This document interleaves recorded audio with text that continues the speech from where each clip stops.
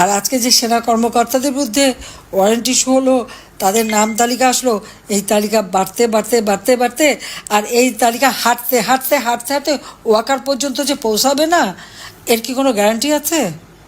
যতই তেল মারুক তাবেদারি করুক, জামাত বিএনপি আর ইউনূসকে চিনতে সময় লাগবে। কারণ আমি চিনছি, আমি জানি যে তারা কী জিনিস, আমি দেখেছি। যখন বলতাম অনেকেরই হাতে খাওয়া লাগতো, আহা এরকম একটা ভালো মানুষের জন্য বলে।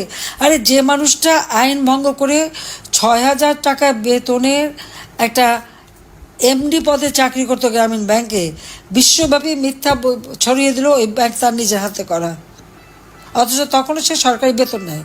এবং আইনে আছে ৬০ বছর বয়স পর্যন্ত এমডি থাকতে পারে, যে সেখানে আইন ভঙ্গ করে ৭০-৭১ বছর বয়স পর্যন্ত থেকে গেল। আর সেখান থেকে তাকে সে মামলা করে হেরে যে ছেড়ে দিতে বাধ্য হলো, তখন সে পদ্মা সেতুর টাকা হিলারি ক্লিন্টনকে বলে, সেই জোলেনস্কি ওয়ার্ল্ড ব্যাংকের প্রেসিডেন্ট, তাকে দিয়ে তার শেষ সময় ভোটে কোনো পাস হয়নি, পদ্মা সেতুর টাকা বন্ধ করে দিল। বাংলাদেশের মানুষের আর্থসামাজিক উন্নয়নে যে সেতু আজকে অবদান রেখে যাচ্ছে, সেটা যা বন্ধ করতে পারে, দেশের মানুষকে বঞ্চিত করতে পারে, সেটা কী ধরনের মানুষ হয় সেটা নিশ্চয়ই মানুষের চেনা উচিত ছিল, জানা উচিত ছিল। আমি যখন বলতাম সবারই একটু হাতে ঘা লাগতো, আহা নোবেল প্রাইজ পেয়ে আছে। উনি শান্তির জন্য কী করেছেন?